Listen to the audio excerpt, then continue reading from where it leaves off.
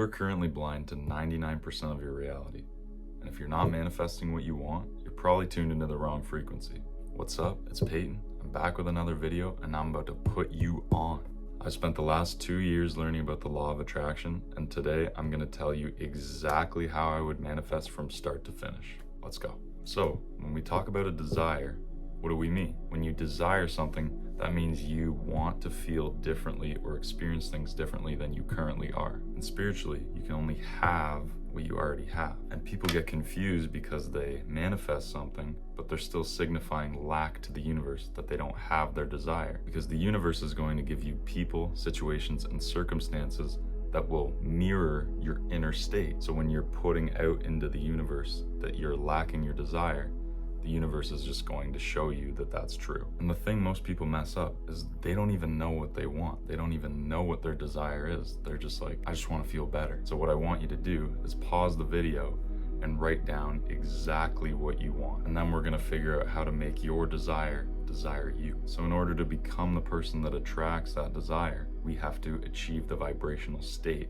of the desire. And this is called your frequency. And I like to think of my frequency as the virtual reality glasses that I'm wearing, because your frequency determines how you perceive the world. And it's nothing but a perfect reflection of your own inner state. It's been proven that the human eyes can only see 0.0035% of the electromagnetic spectrum. That means there's 99% of the world that you're not seeing. And the entire world is just made up of a combination of everybody's frequencies.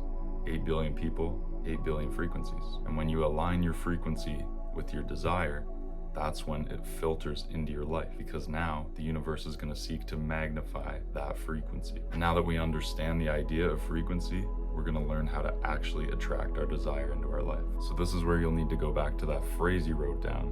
And I'm going to use the most basic example possible. I am rich. And next we need to find a quiet area and enter a state akin to sleep. And it's not quite sleep, but it's like a meditative state where your brain is creating theta waves, and those are produced when you're dreaming or you're in REM sleep. And it's been proven that your brain is unable to tell the difference between what is vividly imagined and reality. And tons of athletes use this. They practice, and then they go home, and then they imagine themselves practicing the same skill over and over and over.